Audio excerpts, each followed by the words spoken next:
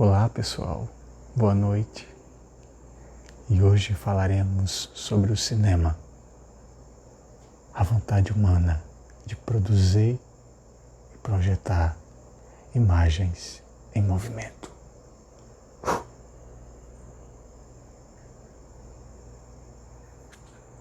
O sertão é em geral associado à pobreza, escassez e uma geografia e clima que se aproximam do inóspito. Mas os artistas enxergam a riqueza e recriam esse mesmo sertão por meio de suas linguagens. O resultado é a transposição do imaginário do sertão para outros mundos, o que reafirma a radical conclusão de Guimarães Rosa: o sertão está em toda parte. Esse território chamado sertão está radicalmente ligado à cultura brasileira, seja nos espaços mais analíticos, como a universidade, seja no cotidiano, em suas várias formas de expressão.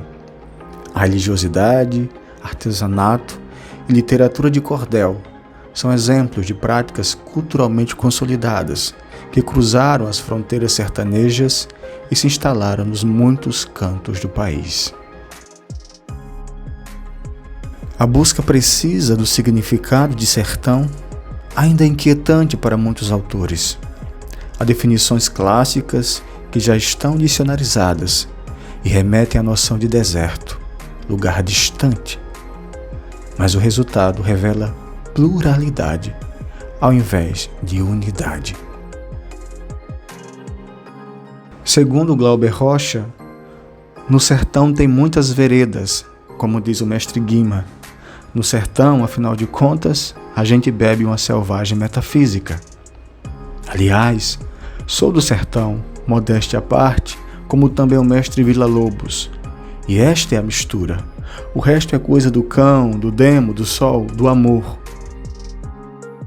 No sertão de Durval Muniz, o sertão não se diz no singular, que este recorte espacial, que essa identidade regional, guarda em seu interior a diferença, a diversidade, a multiplicidade de realidades e talvez de representações.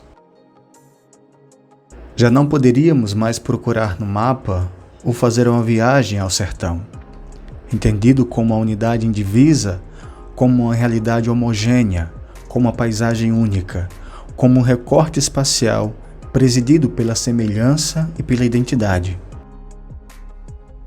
Agora temos que ir em busca de conhecer ou nos dispormos a experienciar, visitar ou viver os ou nos sertões, cabendo, pois, a possibilidade de escolhas de com qual ou em quais sertões queremos nos ocupar ou queremos ocupar. Aqui na região da Seca, de cada 10 crianças que nascem, 3 morrem antes de completar um ano de vida.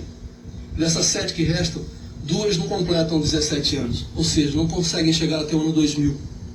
Aqui no cemitério do povoado do Bom Jesus, existem 13 covas de adultos e 40 de crianças.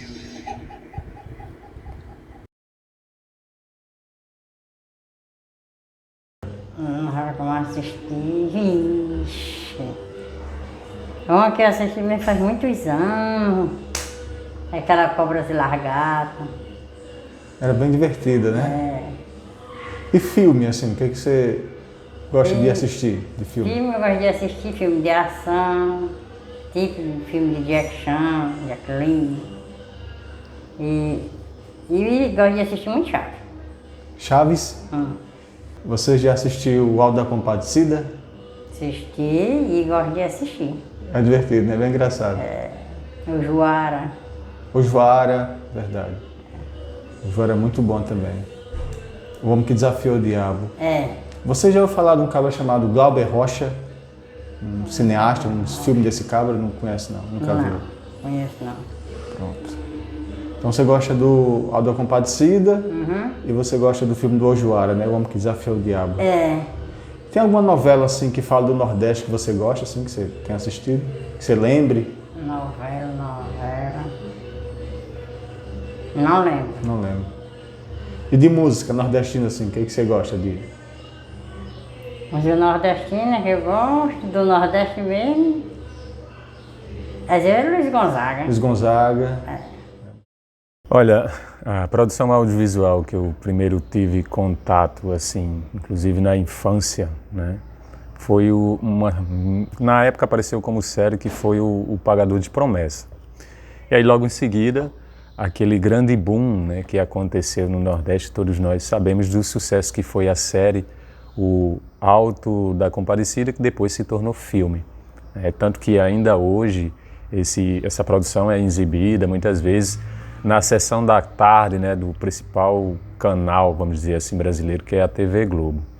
Então, o primeiro contato que eu tive assim, com produção audiovisual, eu diria que é o Pagador de Promessa, que de certa maneira é uma produção que tem um contexto nordestino. Eu não lembro bem quem era o diretor da época, foi filmado para a Globo, eu comprei os DVD pirata mesmo e foi por onde eu consegui ter contato.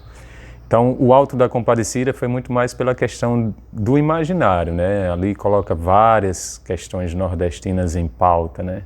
A questão do coronelismo, né? A questão do coronel que manda em tudo. Nós temos algumas questões voltadas para a religião que aparece ali, principalmente relações éticas. A esperteza do próprio João Grilo, que muitas vezes encanta a gente, né? E a gente até se identifica pelo fato de que muitas vezes o nordestino, aquele que tem menos condições, ele de certa maneira tem que fazer algumas peripécias para sobreviver.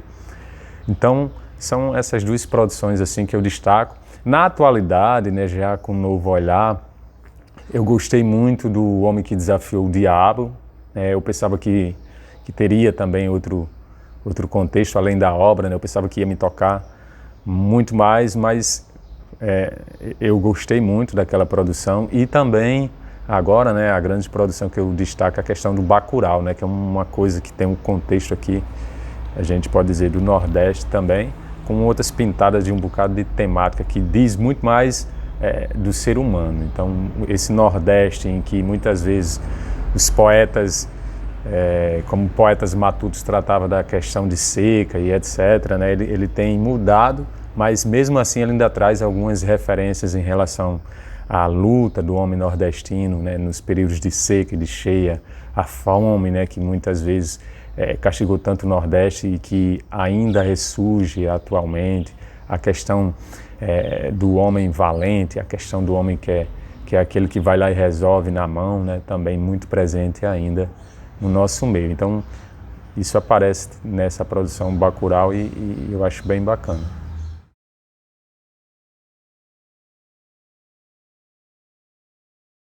Já passou o tempo em que o cinema novo precisava explicar-se para existir.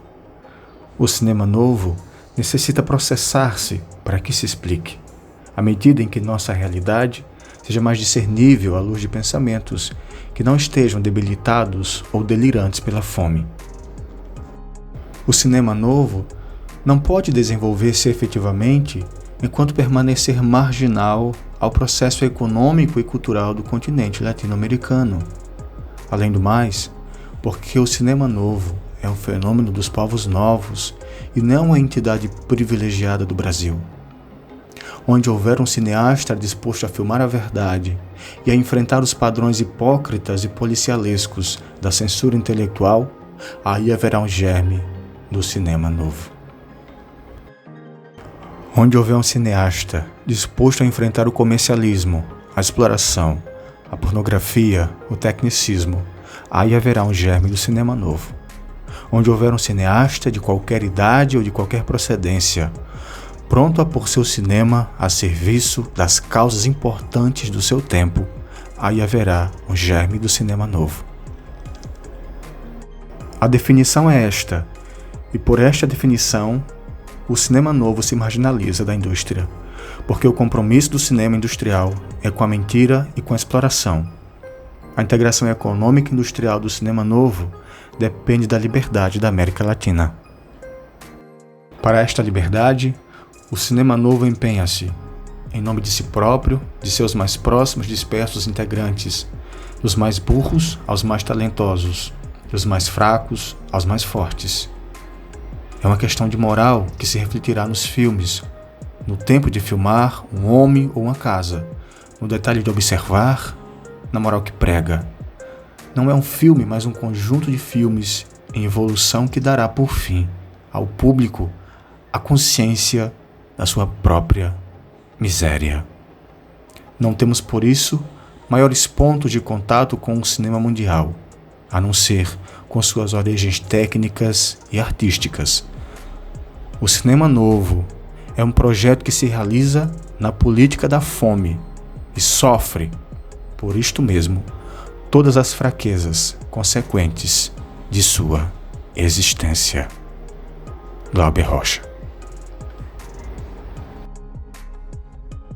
Segundo Glauber Rocha, suas influências são Einstein, Luiz Buñuel, Joyce, Graciliano Ramos, Bate-Papo na Esquina, a Bíblia Sagrada, sobretudo Villa-Lobos, Oeste Americano, Rossellini, Paulo Saraceni, a Bahia, o Amor, o poeta Vinícius, Guimarães Rosa, a música do Nordeste, Drummond, São Jorge, Romeu e Julieta, Visconti, Percival, Aquiles e Salomão, Didi, Pelé e Garrincha, sem os quais é difícil fazer com classe, eficiência dramática e malícia improvisadora, que destrói os esquemas e transforma a tela em projeção da vida.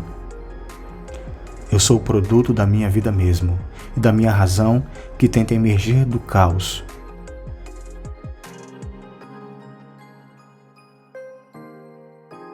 Convencionou-se que o cinema teve início em Paris em 1895. No Brasil, a primeira sessão foi no Rio de Janeiro, em 1896. Em 1897, houve a primeira sessão de cinema na Paraíba. Foi em 1910 que foi inaugurada a primeira sala de cinema na Paraíba. De 1919 a 1931, Alfredo Rodrigues se tornou a referência da produção do cinema da Paraíba. No livro Dos Homens e das Pedras, o ciclo do cinema documentário paraibano, de 1959 a 1979, José Marinho analisa filmes que ele considera importantes para entender o Nordeste. Segundo José Marinho, estes filmes revelavam uma nova forma de abordagem da temática nordestina no cinema. O que mais se conhecia do Nordeste até então eram fatos, episódios mostrados nos filmes de cangaço, geralmente por cineastas do Sul que não aprofundavam uma pesquisa sobre as temáticas tratadas. O interesse dele era estudar a temática nordestina do cinema brasileiro, do ponto de vista de documentaristas nordestinos, e de um modo específico, o ciclo paraibano de cinema documental, que se iniciou no final dos anos 50. Os 5 realizadores que tomou como base para a pesquisa: Linduarte Noronha, Vladimir Carvalho, João Ramiro Melo, Rúker Vieira e Pojuca Pontes. Aruanda, de Linduarte Noronha, registra a problemática do escravo negro após a libertação dos engenhos e fazendas do Nordeste. O personagem principal é Zé Bento, Ser do Talhado. A montagem de Aruanda se organiza dentro de uma narrativa linear. O filme reconstitui, no nível da ficção documental, a história imaginada por Linduarte. A fotografia de Aruanda influenciou futuras produções brasileiras. Já O País de São Saruê, de Vladimir Carvalho, o filme é feito em tom jornalístico. Os temas vão sendo tratados ao sabor dos acontecimentos e vão sendo aos poucos aprofundados através de depoimentos e de planos de detalhes que pontuam a narrativa.